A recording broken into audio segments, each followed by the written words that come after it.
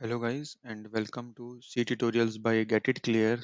आज का हमारा जो ट्यूटोरियल है इसमें हम कुछ एमसीक्यूज क्वेश्चन देखेंगे। जितने भी टॉपिक्स हमने अभी तक कवर किए हैं हम उनसे रिलेटेड आपका नॉलेज चेक करेंगे एंड साथ में हम कुछ प्रीवियस ईयर के क्वेश्चंस भी डिस्कस करेंगे जो कि सी से रिलेटेड पूछे गए थे जेओआईटी के पेपर में। एंड हम देखेंगे कि हमने हमारे जो ट्यूटोरियल्स हैं उनमें से इन टॉपिक हमारे जो भी हमने ट्यूटोरियल्स कवर किए हैं उनमें हमने वो क्वेश्चन कवर किए हैं या नहीं किए हैं एंड आपके लिए हमारे ट्यूटोरियल हेल्पफुल हो रहे हैं या नहीं हो रहे हैं।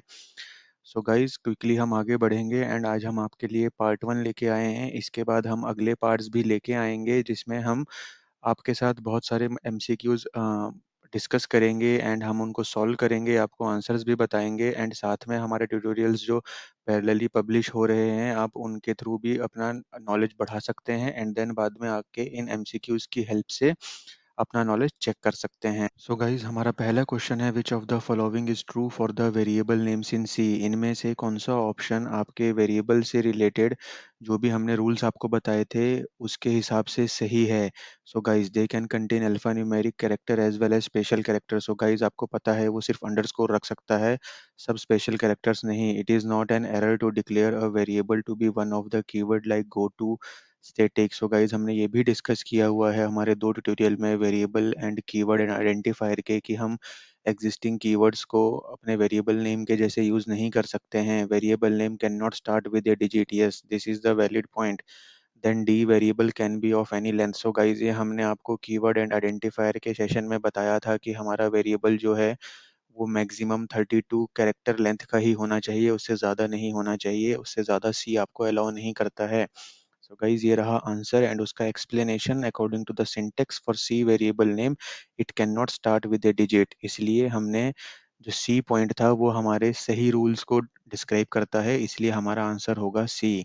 सो गाइज यहाँ पे थोड़ी सी कंफ्यूजन होती है, आप क्वेश्चन को थोड़ा ध्यान से देखें कि उन्होंने पूछा हुआ था कि following is true for variable name. तो आपके ए बी और सी जितने भी थे, ए बी एंड डी जो थे ये तीनों गलत आंसर थे, सिर्फ सी आपका ऐसा था जो कि वैलिड रूल्स को डिस्क्राइब कर रहा है। क्वेश्चन 2 हमारा बोलता है कि which of the following is the valid C expression. So guys आपको यहाँ पे देखना है कि हमने वेरिएबल्स डिक्लेयर किए हुए हैं एंड उनमें वैल्यू असाइन की है। सो गाइज पहले तो जैसे कि आपको मालूम है कि हमारा अल्फ़ाबेट से शुरू होना चाहिए, देन हम अंडरस्कोर यूज कर सकते हैं, देन हम बीच में स्पेस यूज नहीं कर सकते हैं। उन सबको दिमाग में रखते हुए क्या आप इसका आंसर गेस कर सकते हैं? आइए हम इसका आंसर चेक करें। सो इसका आंसर होगा बी। सो गाइज आप देख सकते हैं ए और बी दोनों में हमने करेक्ट वेरिएबल नेम यूज़ किया हुआ है, लेकिन जब हम ए की बात करें तो हमने वैल्यू असाइन करते टाइम वहाँ पे कॉमा दे दिया है। अगर आप वहाँ पे कॉमा दे देंगे तो उसके आगे हमें दूसरा वेरिएबल डिक्लेयर करना पड़ेगा। हमें कितनी भी बड़ी वैल्यू हो हमें उसको कभी भी कॉमा सेपरेटेड फॉर्मेट में नहीं देना है।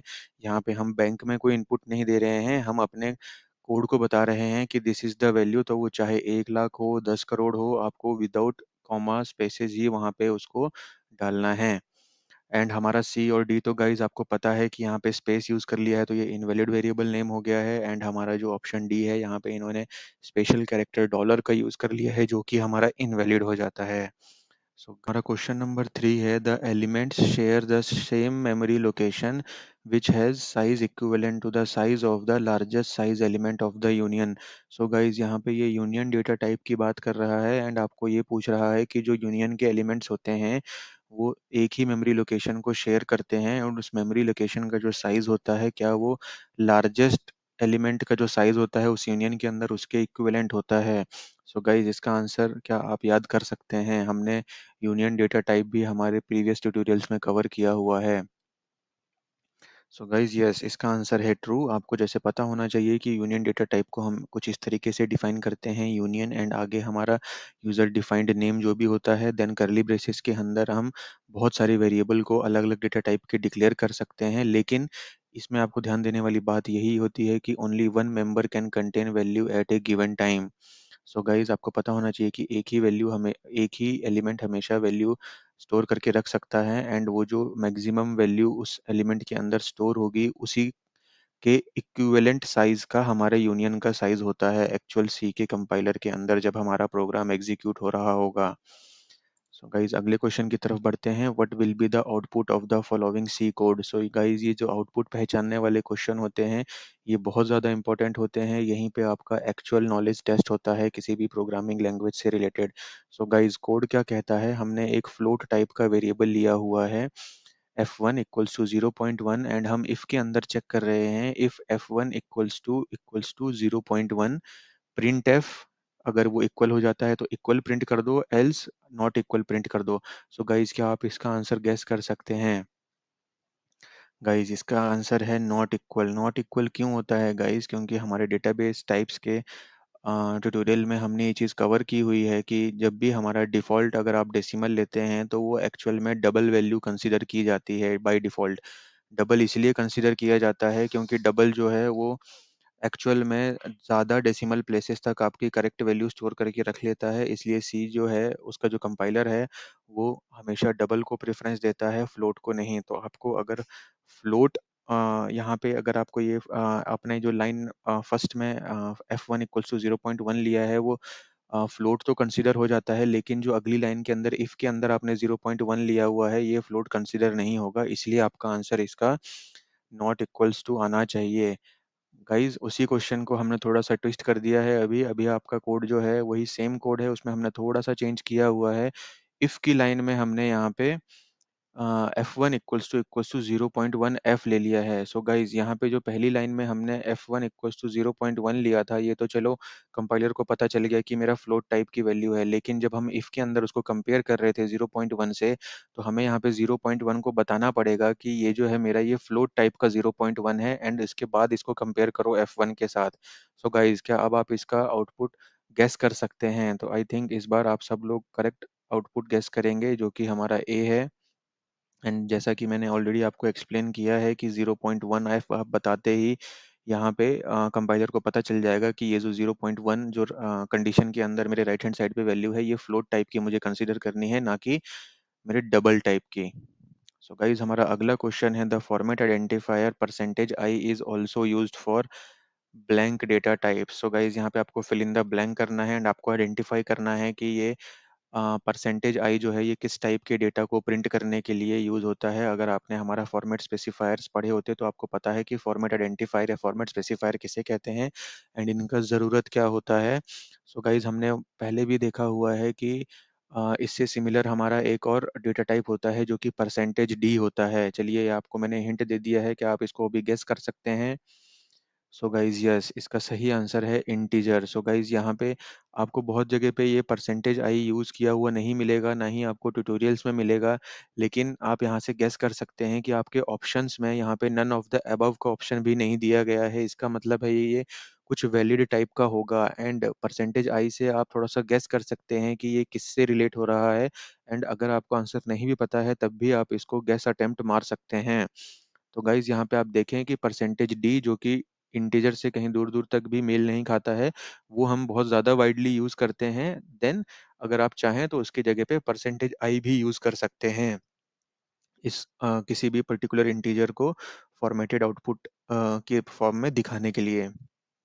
गाइज हमारा अगला क्वेश्चन जो कहता है what will be the output of the following C code. So guys यहाँ पे हमने आपको एक सी का कोड दिया हुआ है। हमने आपको ये भी बताया हुआ था कि ये जो फॉर्मेट स्पेसिफायर्स होते हैं ये कैसे यूज़ करने हैं। देन हमारे प्रिंट और स्कैनफ के ट्यूटोरियल में हमने कवर किया था कि प्रिंट जो पैरामीटर्स लेता है वो पहला पैरामीटर क्या होता है, मतलब कॉमा के पहले का जो वैल्यू है वो क्या होगी, कॉमा के बाद की वैल्यू क्या होती है, एंड हम कॉमा के साथ बहुत सारी वैल्यूज दे सकते हैं। यहाँ पे ये क्या करना चाह रहा है गाइस, देखिए पहले वाले में उसने फॉर्मेट स्पेसिफायर एस मेंशन किया है एंड उसकी वैल्यू यहाँ पे दी है एंड वैल्यू के अंदर उसने फिर से न्यू लाइन कैरेक्टर मतलब हमारा escape sequence of new line and percentage S फिर से दे दिया है एंड फिर से एक थर्ड वेरिएबल पास किया है। तो गाइस क्या आप इसका आउटपुट गैस कर सकते हैं? क्या ये फर्स्ट होगा? क्योंकि एस परसेंटेज एस जो है वो हमारे फॉर्मेट स्पेसिफायर है स्ट्रिंग को प्रिंट करवाने के लिए एंड हमने जो आगे के पैरामीटर्स इनपुट दिए हैं वो स्ट्रिंग ही हैं। सो गाइज अगर आपको लग रहा है कि इसका आंसर ए होगा तो आपका लॉजिक यहाँ पे गलत हो जाता है, क्योंकि हमारा जो आंसर है वो है सी। एंड ऐसा इसलिए होगा गाइज क्योंकि जब भी आप स्ट्रिंग के बीच में एस्केप कैरेक्टर देंगे या फिर एस्केप सीक्वेंस देंगे तो एस्केप सीक्वेंस तो हमेशा कंपाइलर एस्केप सीक्वेंस को कन्वर्ट करके उसका एक्चुअल मीनिंग में कन्वर्ट कर देता है, लेकिन जब हम यहाँ पे देखिए हमने आपको जब भी फॉर्मेट स्पेसिफायर्स मेंशन करने होते हैं किसी भी मैसेज के अंदर, उनका जब आप प्लेस होल्डर डाल देते हैं तो वो हमेशा पहले वाले डबल कोट्स के अंदर आना चाहिए। दैट मीन्स हमारे पहले वाले जो पैरामीटर है प्रिंटफ का उसी के अंदर ये आने चाहिए। अगर आप आगे के उसमें यूज़ करेंगे तो वो उसको कंसिडर नहीं करता, क्योंकि सेकंड और थर्ड पैरामीटर्स के बाद आप जितने भी पैरामीटर इसमें पास कर देंगे वो एक्चुअली हमारे वैल्यूज़ हो जाती हैं, उनमें वो जाकर के फॉर्मेट स्पेसिफायर को रिज़ॉल्व नहीं करता है, इसलिए करेक्ट आंसर हमारा सी होगा। एंड यही एक्सप्लेनेशन हमने यहाँ पे भी दिया हुआ है, अगर आप पढ़ें, this program has only one percentage s within first double quote, so it does not read the string wow. The percentage s along with the sen foundry is not read as a format modifier while new line character prints the new line. जैसे कि मैंने आपको explain किया कि escape sequence तो कहीं पे भी रिजॉल्व हो जाएंगी, लेकिन फॉर्मेट स्पेसिफायर हमेशा सिर्फ पहले डबल कोट्स के अंदर ही लिखा होगा तो ही रिजॉल्व होगा। हमारा नेक्स्ट क्वेश्चन है what will be the output of the following C code. So guys यहाँ पे हमने एक इंटीजर टाइप का वेरिएबल लिया है 010 प्रिंट एफ, हमने उसको कर दिया है इंटीजर फॉर्मेट स्पेसिफायर के साथ वेरिएबल पास किया है। तो गाइज यहाँ पे क्या आंसर आ सकता है? अगर आप लोगों को ये आप लोग इसको गेस कर पा रहे हैं या फिर आप लोगों ने इसको 10 सोचा है तो गाइज आपका आंसर यहाँ पे बिल्कुल गलत है। ऐसा इसलिए क्योंकि यहाँ पे अगर आप ध्यान देने वाली बात है कि सी में अगर आप यहाँ पे 010 लिखा हुआ है एंड अगर हम आगे की 0 नहीं लगाते तो ये 10 होता एंड यहाँ पे 10 ही हमारा आउटपुट होता। लेकिन यहाँ पे हमने क्या किया है, 10 के आगे 0 लगा दिया है। जैसे ही आपने कोई इंटीजर को 0 से स्टार्ट कर दिया है तो वो उसका एक्चुअल में बाइनरी रिप्रेजेंटेशन या फिर उसका ऑक्टल रिप्रेजेंटेशन उठाएगा। तो सी में बाय डिफॉल्ट वो ऑक्टल रिप्रेजेंटेशन को पिक करता है एंड अगर आप जाके गूगल करेंगे तो आपको दिखेगा कि 8 का ऑक्टल रिप्रेजेंटेशन यही होता है। आप ये चीज़ टेस्ट भी कर सकते हैं। आप एक वेरिएबल लीजिए, उसमें 10 डाल के उसको प्रिंट कराइए, आपको 10 आउटपुट आएगा। लेकिन उसके आगे आप 0 लगा दीजिए या 2-4 0 लगा दीजिए, आप देखते जाएँगे कि आपके वेरिएबल की वैल्यू चेंज होती जाएगी, क्योंकि वो उनको एज़ ए ऑक्टल रिप्रेजेंटेशन करेगा एंड हो सकता है 00010 किसी एक पर्टिकुलर इंटीजर का ऑक्टल रिप्रेजेंटेशन हो तो आपको वो आउटपुट आएगा। सो गाइज हमारा नेक्स्ट क्वेश्चन है what will be the output of the following C code. So guys हमने ये हमारे डेटा टाइप्स के ट्यूटोरियल में कवर किया है कि इनम क्या होता है। जब भी हमें कुछ कॉन्स्टेंट्स डिफाइन करने होते हैं हमारे प्रोग्राम के लिए जो हम बार बार यूज़ कर सकते हैं, उसके लिए हम इनम्स का यूज़ करते हैं। एंड आपको यहाँ पे दो इनम्स डिक्लेयर किए हुए हैं बर्ड्स एंड एनिमल्स टाइप के, एंड इसके अंदर भी आप देख सकते हैं हमने एनिमल्स के अंदर टाइगर के अंदर एक वैल्यू भी स्टोर करवाई हुई है। सो गाइज ये दोनों ही तरीके हमारे वैलिड होते हैं, बट आपको यहाँ पे एक्चुअल में आउटपुट पहचानना है प्रोग्राम का जो कि नीचे लिखा हुआ है। हमें यहाँ पे देखना है कि हम नीचे आने के बाद हम क्या कर रहे हैं, हमने enum birds m equals to tiger कर दिया है गाइस। हमने फिर से इनम जो बर्ड्स टाइप का था उसको हमने फिर से डिक्लेयर किया एंड उसमें हमने एम के अंदर टाइगर का वैल्यू स्टोर कर दिया। टाइगर का वैल्यू हम डायरेक्ट यूज़ कर सकते हैं गाइस, क्योंकि वो एक हमारे लिए कांस्टेंट हो गया। हम ज़ेब्रा का वैल्यू भी यूज़ कर सकते हैं, हम लायन का भी डायरेक्टली ऐसे यूज़ कर सकते हैं, क्योंकि वो हमारे प्रोग्राम के लिए अब एज़ ए कांस्टेंट प्रेज़ेंट हैं, जब हमने उनको इनम में डिक्लेयर कर दिया है। तो गाइस हमने पहले एम के अंदर टाइगर को स्टोर करवाया। इंट हमने एक के टाइप का हमने इंटीजर वेरिएबल ले लिया। हमने क्या किया, के अंदर एम को स्टोर करवाया एंड प्रिंट करवा दिया हमने के को। सो गाइस आप यहाँ पे गेस कर सकते हैं कि क्या ये मेरा प्रोग्राम सक्सेसफुली कंपाइल होकर के मेरे के में कुछ वैल्यू स्टोर करेगा। सो गाइस इसका आंसर हम चेक करते हैं। सो गाइस इसका आंसर है 8 एंड यस ये ऐसा इसलिए करेगा क्योंकि आप देख सकते हैं हमने टाइगर को एम के अंदर स्टोर करवाया है। मतलब हम बर्ड्स के अंदर हमने एम कांस्टेंट एक और ले लिया है जिसमें हमने टाइगर की वैल्यू स्टोर कर ली है। टाइगर जो है उसके अंदर इंटीजर 8 स्टोर्ड है एंड हमने आगे आने के बाद कुछ नहीं किया, इस m की वैल्यू को उठा के इस इंटीजर k को असाइन कर दिया है। सो गाइज यहाँ पे ये सक्सेसफुली रिजॉल्व हो जाएगा एंड आपके k के अंदर 8 वैल्यू आ जाएगी।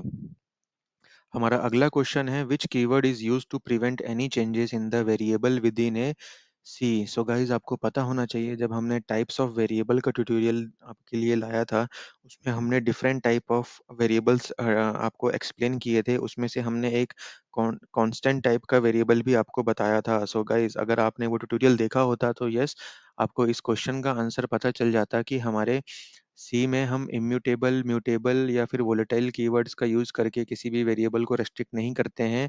हम सिर्फ कांस्टेंट कीवर्ड का यूज़ करके उस पर्टिकुलर वेरिएबल को हम कांस्टेंट डिक्लेयर कर देते हैं एंड हमें सेम लाइन के अंदर उसे डिफाइन और डिक्लेयर करना पड़ता है। मतलब डिक्लेयर का मतलब है उसकी वैल्यू आपको देनी पड़ेगी एंड बाद में आप किसी भी लाइन में उस पर्टिकुलर वेरिएबल की वैल्यू को अपडेट नहीं कर सकते हैं। गाइस हमारा अगला क्वेश्चन है, एक कोड है, आपको फिर से उसका आउटपुट पहचानना है। सो गाइस कोड क्या कहता है, हमने एक कांस्टेंट इंटीजर ले लिया है यहाँ पे p पहली लाइन में, फिर नेक्स्ट लाइन में हमने p इक्वल्स टू 4 किया है, हमने p के अंदर p को 4 से इनिशियलाइज कर दिया है एंड हमने प्रिंट किया हुआ है p इज एंड उसकी वैल्यू। सो गाइस आपको क्या लगता है कि यहाँ पे हमारा क्या आउटपुट आएगा, p is 4, compile time error, run time error, p is followed by a garbage value, या फिर कोई भी डिफॉल्ट वैल्यू आ जाएगी p में। सो गाइज आपको यहाँ पे समझ में आना चाहिए, हमने ये ऑलरेडी डिस्कस किया कि जब भी हम किसी वेरिएबल को, इंटीजर हो, फ्लोट हो, अगर हम उसको कांस्टेंट कर देते हैं देन आपको उसी लाइन के अंदर उसे इनिशियलाइज भी करना पड़ेगा किसी वैल्यू के साथ एंड आप प्रोग्राम में किसी भी लाइन में आगे वाली में जाके उसको कोई वैल्यू असाइन नहीं कर सकते हैं, तो ये आपको कंपाइल टाइम एरर दे देगा गाइज। आइए इसका आंसर चेक करें। यस तो देखिए हमें यहाँ पे क्या एक्सप्लेनेशन आता है, since the constant variable has to be declared and defined at the same time, not doing it results in an error. So guys हमारा भी यही होगा, कोड कंपाइल टाइम पे ही फट जाएगा जब वो अपने कोड को कंपाइल करके उसको कन्वर्ट कर रहा होगा रन करने के लिए। अगला हमारा क्वेश्चन आपको बोलता है will the following C program compile. So guys यहाँ पे आपका कंपाइलेशन के बारे में ही पूछ लिया गया है। ये हम देखते हैं कोड के अंदर क्या लिखा हुआ है। सो पहली लाइन में इंटीजर टाइप का k वेरिएबल डिक्लेयर किया गया है, देन आपके लिए एक ब्लॉक ओपन किया गया है, ब्लॉक के अंदर फिर से इंटीजर लिया गया है एंड हमने उसके ऊपर फॉर लूप लगाया हुआ है। आप फॉर लूप को इग्नोर कर सकते हैं, हमने उसमें कुछ किया है या नहीं है। सो गाइज ये अभी तक के हमारे ट्यूटोरियल्स में जो हमने कवर किया है उसमें हमने ब्लॉक्स अभी तक डिस्कस नहीं किए हैं, बट इसका आंसर क्या आप गेस कर सकते हैं? क्योंकि हमने फंक्शंस, अगर आपने हमने डिस्कस किया हुआ है, हम अपने फंक्शंस बना सकते हैं, उसमें अपने लोकल वेरिएबल हो सकते हैं, ग्लोबल वेरिएबल हो सकते हैं। सिमिलर फैशन में ये ब्लॉक्स का भी कंसेप्ट होता है, तो आप यहाँ पे गेस कर सकते हैं क्या कि मैं एक के को बाहर ले सकता हूँ एंड एक के को अंदर ले सकता हूँ। सो गाइज अगर आप बोल रहे हैं यस एक ग्लोबल होगा एक लोकल होगा, तो आपका आंसर बिल्कुल सही है। On the similar fashion with functions, हमारे ब्लॉक्स भी सेम तरीके से काम करते हैं एंड ब्लॉक के अंदर जो हमारा वेरिएबल होगा अगर वो सेम नेम का भी होगा उससे हमें कोई फर्क नहीं पड़ेगा, क्योंकि इस ब्लॉक के अंदर हम इस अंदर वाले के को फॉलो करेंगे एंड बाहर वाले के को इग्नोर कर देंगे। अगला क्वेश्चन हमारा आता है guys which of the following statement is false. So guys ये भी मुझे वेरिएबल से रिलेटेड लग रहे हैं। Yes a variable defined once can not be defined again with different scope. A single variable cannot be defined with two different types in the same scope. A variable must be declared and defined at the same time. A variable refers to a memory location. So guys इसमें से कौन सा statement जो है वो गलत लग रहा है? आइए इसका आंसर देखें। इसका आंसर होगा सी, क्योंकि गाइज पहला पॉइंट क्या बोलता है, a variable defined once can be defined again with different scope. Yes हम अगर एक बार ग्लोबल वेरिएबल डिक्लेयर करते हैं हम उसको फिर से एज ए लोकल वेरिएबल भी डिक्लेयर कर सकते हैं एंड हम उसका स्कोप भी डिफाइन कर सकते हैं, रीडिफाइन कर सकते हैं। A single variable can not be defined with two different types in the same scope. So guys ये भी गलत पॉइंट होता है, हम उसको ऐसा कर सकते हैं किसी भी वेरिएबल के साथ। देन हमारा डी बोलता है a variable refers to a location in memory. जैसा कि हमने आपको एक्सप्लेन किया हुआ है पहले ट्यूटोरियल्स में कि जब भी हम वेरिएबल बनाते हैं तो मेमोरी के अंदर जाके उसके डेटा टाइप के हिसाब से उसको मेमोरी एलोकेट हो जाती है जहाँ पे उसकी वैल्यू स्टोर होती है। लेकिन यहाँ पे है जो पॉइंट नंबर सी है वो क्या बोलता है, a variable must be declared and defined at the same time. So guys ऐसा सिर्फ कांस्टेंट वेरिएबल के साथ होता है, जब भी हमें कोई कांस्टेंट डिक्लेयर करना होता है यूजिंग कॉन्स्ट कीवर्ड। लेकिन जब भी हम कोई दूसरे वेरिएबल्स डिक्लेयर करते हैं, सिंपल इंट फ्लोट, तो हम पहले उनको डिक्लेयर कर सकते हैं एंड बाद में जाके उनको उनकी वैल्यूज दे सकते हैं। तो पॉइंट सी हमारा यहाँ पे गलत हो जाता है। अगला क्वेश्चन हमारा है the name of the variable used in one function can not be used in another function. So guys अगर हमारे पास दो अलग अलग फंक्शन हैं तो दोनों अलग अलग फंक्शन के करली ब्रेसेस के अंदर जो भी स्कोप होगा वो टोटली अलग होगा। हम वहाँ पे सेम नाम के वेरिएबल्स यूज कर सकते हैं, एक फंक्शन का दूसरे फंक्शन के करली ब्रेसेस के अंदर जो भी डिफाइंड स्कोप है उससे कोई मतलब नहीं होता है। तो इसका आंसर हमारा होगा फॉल्स, क्योंकि यहाँ पे इन्होंने बोला है कैन नॉट बी यूज्ड, हम यूज कर सकते हैं same variable name. So guys अब हम क्वेश्चन नंबर 15 से अगले 10 या 11 क्वेश्चंस तक आपके जेईआईटी में के पेपर में आए हुए क्वेश्चंस को डिस्कस करेंगे। यस, यहाँ पे जो मुझे ये क्वेश्चन पेपर का स्क्रीनशॉट मिला हुआ है, इसमें ऑलरेडी आंसर्स मार्क किए हुए हैं, बट हमें ये डिस्कस करना है कि क्या हमने हमारे ट्यूटोरियल्स में ये क्वेश्चंस कवर किए, क्या हमने इनसे रिलेटेड आपके डाउट्स क्लियर किए, एंड अगर ये क्वेश्चन आपको फिर से आ जाते हैं तो क्या आप कैपेबल हैं इनको आंसर करने के लिए। सो गाइज यहाँ पे क्वेश्चन क्या बोलता है, which is a derived data type in C language that consist of different member sharing the same memory location. So guys ये हमने हमारे ट्यूटोरियल्स में भी कवर किया हुआ है, और आज के हमारे इस एमसीक्यू के प्रीवियस क्वेश्चन में भी हमने ये चीज़ देखी हुई है। तो इसमें आपको गैस हो जाना चाहिए कि भाई ये ऑब्वियस सी बात है कि पहली बात तो नीचे अगर आप देखें तो आपको पहले पहचानने हैं कि हमारे डिराइव्ड डेटा टाइप्स कौन कौन से होते हैं। सो गाइज हमारे हमारे प्रीवियस ट्यूटोरियल में हमने आपको बताया था, तो आप देखें तो आपको यहाँ पे कंफ्यूज करने के लिए उन्होंने चारों डिराइव्ड डेटा टाइप आपको दे दिए हैं। देन नेक्स्ट स्टेप आपका होना चाहिए कि आपको अगर इनका बेसिक डेफिनेशन पता है तो आपको पता है कि यूनियन के अंदर हम कितने भी वेरिएबल्स डिक्लेयर कर सकते हैं इनसाइड अ सेम यूनियन, लेकिन वो सब एक ही मेमोरी लोकेशन को शेयर करेंगे, क्योंकि हमें पता है कि यूनियन के अंदर एक बार में एक मेंबर के पास ही वैल्यू हो सकती है, सबके पास नहीं होती। इसलिए वो सेम मेमोरी लोकेशन शेयर करते हैं to make it more memory efficient. अगला क्वेश्चन जो गाइज हमारे पिछले साल के जेआईटी के पेपर में आया हुआ था वो था, the bitwise exclusive operator in C language is represented by which symbol. So guys हमने ये हमारे प्रीवियस ट्यूटोरियल जिसमें हमने सी के ऑपरेटर्स डिस्कस किए थे, उसमें हमने आपको बताया था कि बिटवाइज जो ऑपरेटर होते हैं उसमें एंड और जॉर। सो गाइज जो जॉर होता है वो हमारा एक्सक्लूसिव ऑपरेटर या फिर एक्सक्लूसिव और ऑपरेटर नाम से भी जाना जाता है। एंड हमने देखा था कि उसके हम कैरेट के सिंबल से डिनोट करते हैं, एंड कोड के अंदर भी हमने इसको आपको प्रैक्टिकल करके दिखाया था कि हमें इसे कैसे दो ऑपरेंड्स के बीच में लगाना होता है। सो गाइस इसका करेक्ट आंसर होगा कैरेट। अगर आपसे पूछा जाता कि रिप्रेजेंटेड कि बिटवाइज एंड ऑपरेटर, तो एंड तो आपको डायरेक्टली पता है कि गाइज एंड ये होता है। अगर वो आपसे पूछ लेते और ऑपरेटर, तो और ऑपरेटर में भी आप फंस सकते हैं, क्योंकि आपका जो सी आंसर है फिर वो जो वर्टिकल बार होता है इसको हम पाइपलाइन ऑपरेटर भी बोलते हैं। सिंगल पाइपलाइन ऑपरेटर है ये। तो ये जो होता है गाइज ये हमारे और के लिए होता है।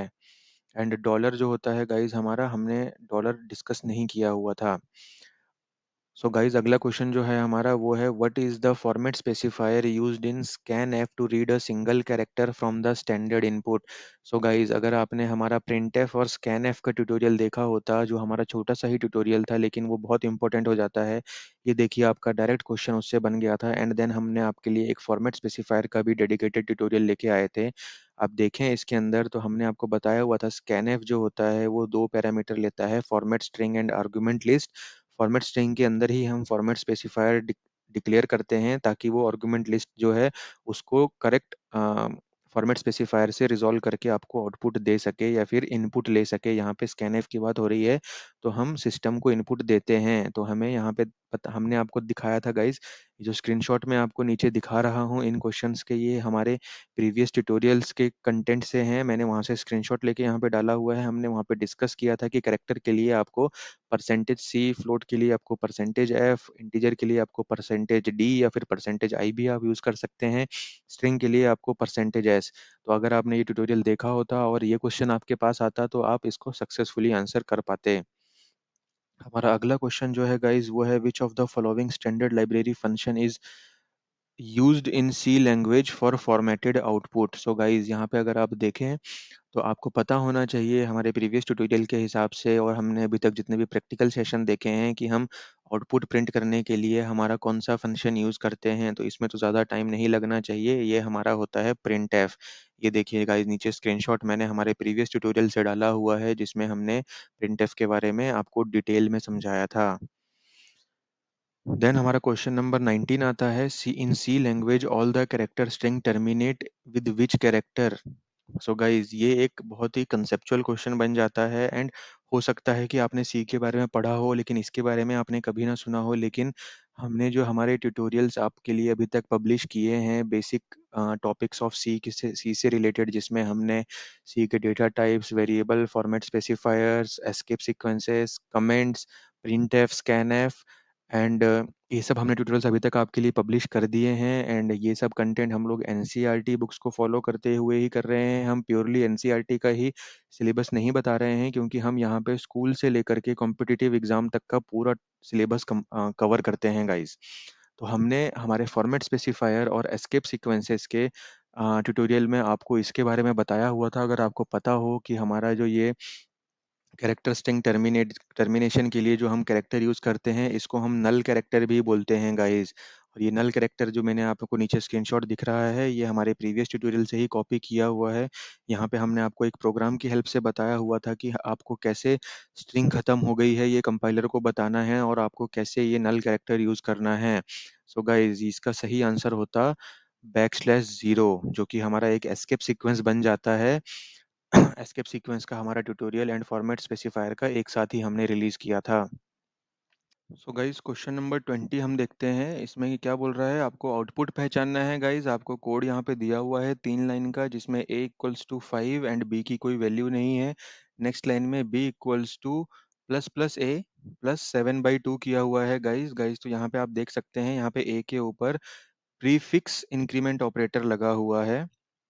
प्रीफिक्स और पोस्टफिक्स इंक्रीमेंट और डिक्रीमेंट ऑपरेटर हमने आपको हमारे प्रीवियस ट्यूटोरियल में कवर किया हुआ था गाइस, जो हमने पब्लिश किए थे। हमने आपको हर बार मैं आपको यही बता रहा हूँ कि हमने कॉम्पिटिटिव एग्जाम्स को दिमाग में रखते हुए हमारे ट्यूटोरियल डिज़ाइन किए हुए हैं एंड उनमें हम एनसीईआरटी का पूरा सिलेबस भी कंप्लीट कर रहे हैं। तो गाइज, आपको अगर हमारे वो ट्यूटोरियल आपने देखा होता तो आपको यहाँ पे पता चलता कि प्लस प्लस ए जब हम करेंगे तो इसमें क्या वैल्यू यहाँ पे पिक होगी। +7/2 करके हम उसको बी में स्टोर करना है एंड हमें बी का आउटपुट दिखाना है। तो गाइस, स्क्रीनशॉट में तो आपको दिख रहा है कि इसका आंसर 9 होगा, लेकिन क्या आप इसे कैलकुलेट कर सकते हैं कि ये कैसे आया होगा? सो गाइस, मैं यहाँ पे आपको इसको फिर से एक्सप्लेन कर देता हूँ। जब हम प्रीफिक्स ऑपरेटर करते हैं, तो जब भी कंपाइलर को ये ए का वैल्यू उठाना होगा, तो वो क्या करेगा, ए की वैल्यू को उठाते टाइम उसमें पहले ही +1 कर देगा। मतलब इस लाइन में जब हम इस चीज़ को रिजॉल्व करेंगे प्लस प्लस ए को, तो ये 6 रिजल्ट करेगा। +7/2 आपको देखना पड़ेगा यहाँ पे कि यहाँ पे प्लस ऑपरेटर है, तो 7/2 पहले ऑपरेट हो जाएगा एंड इसका वैल्यू आपको पता है 3.5 होगा। सो गाइज, अब ये तो इंटीजर है, तो इंटीजर में डेसिमल प्लेस हमारा इग्नोर हो जाएगा, तो आप इसको 3 कंसीडर कीजिए। एंड यहाँ पे प्लस प्लस ए जो है ये हमारा 5 था, लेकिन हम इसको जब भी कंपाइलर को उठाएगा इस लाइन में, तो ये पहले इसमें एक वैल्यू ऐड करके ए को उठाएगा, मतलब 6 + 3.5 मतलब 9.5 एंड 5.5 हमारा इग्नोर हो जाएगा, तो इसका आंसर 9 बनता है। ये देखिए गाइज, मैंने आपको यहाँ पे ये दिखाया हुआ है कि आपने प्लस प्लस ए प्लस 7/2 लिखा हो या फिर b इक्वल्स टू 6 + 3.5 लिखा हो, आप इन दोनों लाइन को चला करके देख लीजिएगा 1/1, आपको सेम आउटपुट आएगा।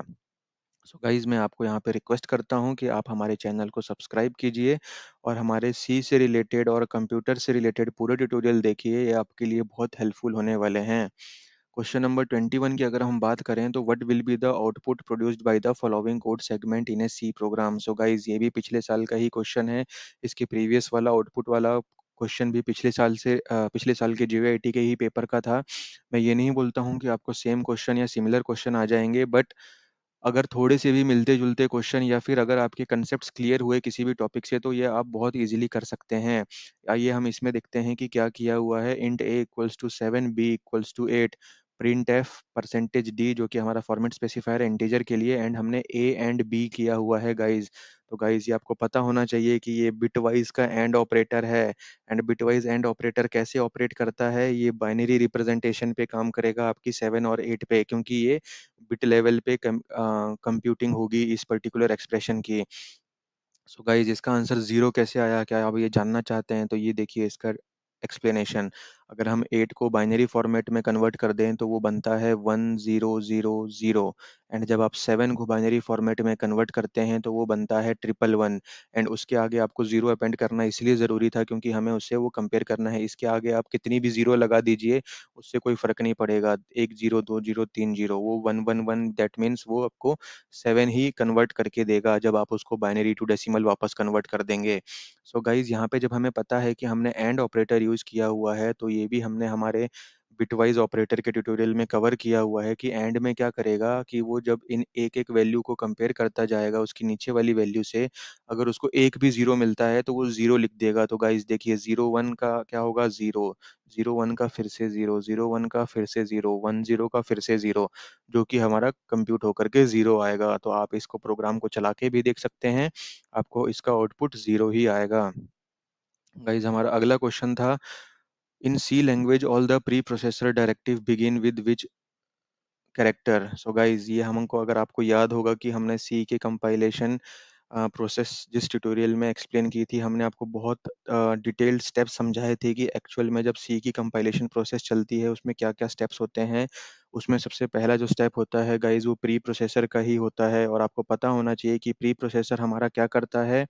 आप, अगर आपने वो ट्यूटोरियल देखा होता तो आप यहाँ पे गेस कर सकते थे, क्योंकि आपको पता है कि एट द रेट तो हमने कहीं पे यूज़ किया ही नहीं है एंड हमें करने की ज़रूरत भी नहीं है, लेकिन आपको पता है परसेंटेज वाला सिंबल हमने देखा हुआ है, लेकिन वो हमें प्री प्रोसेसर को बताने की ज़रूरत नहीं पड़ती। ये तो हमारा कंपाइलर भी काम कर सकता है।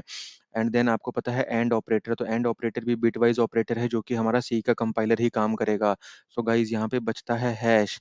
हैश आपने देखा होता, अगर हमारे प्रैक्टिकल सेशंस देखे होते तो हमने आपको एक्सप्लेन किया है कि हैश हमारी पहली लाइन होती है किसी भी प्रोग्राम की, एंड वो क्या करती है, अगर आप यहाँ पे देखें कि hash include H D D IO dot H, तो हमेशा जब भी हमारे प्रोग्राम में जो भी कोड है उसको रन करने के पहले ये जो हैश के साथ आपने लिखा होता है, इन चीज़ों को रिजॉल्व किया जाता है, क्योंकि जो भी हमने प्रोग्राम में चीज़ें यूज़ की हुई हैं वो इन लाइब्रेरीज के अंदर से हमें प्रोवाइड करवाई जाती हैं, एंड तभी हम रीयूज़ कर सकते हैं। अगर मैं प्रिंटफ स्कैनफ यूज़ करना चाहता हूँ तो मुझे S T D I O dot H use करना ही पड़ेगा, इंक्लूड करना ही पड़ेगा। अगर मैं इस लाइन को हटा दूंगा तो मेरा प्रिंटफ और स्कैनफ काम करना बंद कर जाएगा, या फिर अगर मैं प्रिंट ऑफ और स्कैन एफ को मेरे इस प्रोग्राम में खुद मैनुअली यहाँ पे राइट करके डिफाइन कर दूं तब वो चलेंगे। लेकिन मुझे पता है कि प्रिंट एफ और scan F S T D I O dot H के अंदर ऑलरेडी लिखे हुए हैं, मुझे सिर्फ उनको यूज़ करना है। सो गाइज आपको यहाँ पे पता होना चाहिए, जब हमने कंपाइलेशन प्रोसेस देखी थी कि हम जब अपनी फाइल को सेव करते हैं तब वो पहला स्टेप जो है वो प्री प्रोसेसर के पास जाती है एंड एक्सपेंडेड सोर्स कोड में कन्वर्ट कर देता है। एक्सपेंडेड सोर्स कोड का काम ही यही है कि वो S T D dot I O के अंदर जाकर के चेक करेगा कि प्रिंटफ और स्कैनफ की क्या डेफिनेशन है, एंड उस डेफिनेशन को उठा के भी मेरी हेलो डॉट आई फाइल के अंदर डाल देगा, जो कि मेरी प्रीवियस फाइल के साथ अभी जो मेरी प्रीवियस फाइल थी जो मैंने लिखी थी हेलो डॉट सी, उसमें प्री प्रोसेसर में जाने के बाद वो हेलो डॉट आई में बन जाती है। अगर आपको कभी इस फाइल को खोलने का मौका मिले तो आप उसके अंदर जाके देख सकते हैं कि आपका इस फाइल के अंदर जो हमने लिखी थी उसके अंदर आपका प्रिंटफ और स्कैनफ का भी फंक्शन ऑटोमेटिकली ऐड हो गया होगा। वो कैसे होगा, क्योंकि वो हैश के अंदर जो भी हमने वैल्यूज दी हैं उनको वो रिजॉल्व करके एक्सपेंडेड सोर्स कोड में कन्वर्ट कर देता है। अगला क्वेश्चन अगर हम देखें तो which of the following operator in C language has two variants called pre and post. So guys ये आपको पता होना चाहिए, हमने हमारे ऑपरेटर वाले ट्यूटोरियल में ये चीज़ कवर की हुई थी कि ऐसा कौन सा ऑपरेटर है जिसके प्री और पोस्ट दो फॉर्मेट होते हैं, एंड इससे रिलेटेड आपको ऑलरेडी एक कोड का आउटपुट फाइंड करने वाला क्वेश्चन भी आ चुका है जेओआईटी में, एंड ये भी जेओआईटी का ही क्वेश्चन है। तो यस, आपको यहाँ पे पता है कि इंक्रीमेंट के प्री और पोस्ट होते हैं, जिसमें हम प्लस प्लस ए या ए प्लस प्लस भी लिख सकते हैं, माइनस माइनस ए या ए माइनस माइनस भी लिख सकते हैं। तो ये प्री एंड पोस्ट होते हैं इंक्रीमेंट एंड डिक्रीमेंट ऑपरेटर्स के। बट यहाँ पे ऑप्शन में आपको डिक्रीमेंट नहीं है, तो आपको सही आंसर इंक्रीमेंट लगाना चाहिए था यहाँ पे। ये देखिए गाइज, ये मैंने यहाँ पे एक और स्निपेट डाली हुई है जो कि हमारे ट्यूटोरियल के कंटेंट से मैंने कॉपी की थी, जो हमने ऑलरेडी डिस्कस किया हुआ था। देन गाइज एक अगला क्वेश्चन जो वेरिएबल से रिलेटेड आ गया है, ये तो हमने आपको आज के एमसीक्यूज में भी दिखाए हुए हैं। Which of the following statement is not true about variables in C programming language, लेकिन इसके ऑप्शंस कुछ अलग हैं। The variable names are case sensitive. ये तो हमें गाइस सही लग रहा है, यस, क्योंकि केस सेंसिटिव होता है, हमने आपको ये एक्सप्लेन किया हुआ है, स्मॉल ए और कैपिटल ए दोनों अलग अलग होंगे। ए variable can only hold values permitted by it's data type. Yes guys, जब भी हम वेरिएबल डिक्लेयर करते हैं उसके आगे हम डेटा टाइप लिखते हैं, उसका मतलब ही यही होता है कि इस वेरिएबल के अंदर यही डेटा टाइप का वैल्यू होना चाहिए। A variable can be declared anywhere within the program, नहीं गाइस ये गलत है। The variables can be declared and initialized simultaneously. Yes guys, आप कहीं पे भी वेरिएबल को डिक्लेयर एंड साथ में इनिशियलाइज भी कर सकते हैं। इनिशियलाइज करना ज़रूरी नहीं है लेकिन आप कर सकते हैं। यहाँ पे इसने कैन भी बोला हुआ है। कि यहाँ पे इसने ये नहीं बोला है कि शुड बी, कि आपको करना ही है, कैन बी, आप कर सकते हैं और नहीं भी कर सकते हैं, तो ये सही है। सो गाइज ये आपका गलत है, क्योंकि आपका वेरिएबल जब भी आपको डिक्लेयर करना है तो वो प्रोग्राम में स्टार्टिंग में ही होने चाहिए, क्योंकि आपका जो प्रोग्राम होगा उन्हीं वेरिएबल्स के दम पे चल रहा होगा, वही वेरिएबल आप यूज़ कर रहे होंगे। अगर आप लास्ट लाइन में वेरिएबल लिख देंगे तो उसका कोई यूज़ नहीं रहेगा। इसलिए हमारा पॉइंट सी जो है वो गलत हो जाता है। लेकिन यहाँ पे इन्होंने पूछा हुआ था कि नॉट ट्रू, तो आपका पॉइंट सी जो है वो आपका इस क्वेश्चन का सही आंसर है। अब गाइस अगला जो क्वेश्चन है वो आपका है कि शॉर्ट डेटा टाइप जो है वो आपको पता है कि 2 बाइट की मेमोरी लेता है, तो इसके अंदर वो कितनी मैक्सिमम वैल्यू स्टोर कर सकता है। सो गाइस हमारे डेटा टाइप्स के ट्यूटोरियल में हमने आपको ये चीज़ बताई हुई थी, हमने आपको एक टेबल भी डिस्क्राइब किया हुआ था जिसके अंदर हमने शॉर्ट और इंट के साइंड एंड अनसाइंड के दोनों की वैल्यूज़ बताई हुई थी कि मैक्स कितनी और मिनिमम कितनी वैल्यूज़ वो ले सकते हैं। तो जैसा कि आपको पता है इंटीजर भी 2 बाइट लेता है, शॉर्ट भी 2 बाइट लेता है। एक्चुअल में शॉर्ट होता कुछ नहीं है, वो एक इंटीजर ही होता है, और शॉर्ट सिर्फ एक फॉर्मेट है, आप कंसीडर कर सकते हैं, जिसमें आपको सिर्फ आपके प्रोग्राम को ये बताना चाह रहे हैं कि हम थोड़ी यहाँ पे छोटी वैल्यू यूज़ करेंगे इस इंटीजर में, लेकिन 2 बाइट से कम आप उसको नहीं ले सकते हैं। यहाँ पे आप कोई मेमोरी नहीं बचा पा रहे हैं अगर आप शॉर्ट का यूज़ करते हैं। लेकिन जब आप लॉन्ग यूज़ करते हैं तो लॉन्ग के लिए हम एक्स्ट्रा मेमोरी स्टोर करते हैं डेटा अपने मेमोरी एरिया में प्रोग्राम के। सो गाइज अभी जैसे हमने आपको बताया था कि इंटीजर और शॉर्ट अगर 2 बाइट मेमोरी लेता है तो वो -32,768 से लेके +32,767 तक की वैल्यू ले सकता है। सो गाइज हमने यहाँ पे यही बताया हुआ है। Then what is the maximum value that can be stored in the variable with this type. So guys यहाँ पे आप कंफ्यूज मत होइएगा अनसाइंड वाले से, क्योंकि अगर इन्होंने साइंड और अनसाइंड आपको अलग से पूछा होता कि अनसाइंड शॉर्ट कितनी वैल्यू लेगा, तो आपका आंसर 65,000 हो जाता। लेकिन यहाँ पे उसने नॉर्मल, यहाँ पे आपको कंफ्यूज करने के लिए उसने वो वैल्यू भी दिया हुआ है, एंड वो भी अब थोड़ा सा गलत है। आई थिंक ये 36 ना होकर के 35 ही होना चाहिए, बट लोग यहाँ पे कंफ्यूज होकर के इसको मार सकते हैं, क्योंकि उनको उनको लगेगा कि हम मैक्सिमम इतना तो जा सकते हैं, लेकिन वो जा सकते हैं हम अनसाइंड के केस में, जब आप उसको एक्सप्लिसिटली अनसाइंड लिखेंगे। जब आप आगे कुछ भी नहीं लिखते हैं, सिर्फ शॉर्ट एंड कोई वेरिएबल का नाम लिख देंगे, तो बाय डिफॉल्ट वो साइंड कंसिडर होता है, तो उसमें हम सिर्फ 32,000 तक की वैल्यू ही रख सकते हैं। सो गाइज आज के लिए इतना ही। हमारे साथ बने रहें, हमारे फ्यूचर ट्यूटोरियल्स में हम आपके लिए और एमसीक्यूज क्वेश्चन लेके आने वाले हैं, एंड सी के बहुत इंपॉर्टेंट टॉपिक्स को भी डिस्कस करने वाले हैं। अगर आपको ये वीडियो हेल्पफुल लगा हो और अच्छा लगा हो तो इस वीडियो को लाइक करें, एंड गेट इट चैनल को सब्सक्राइब करें। Thank you.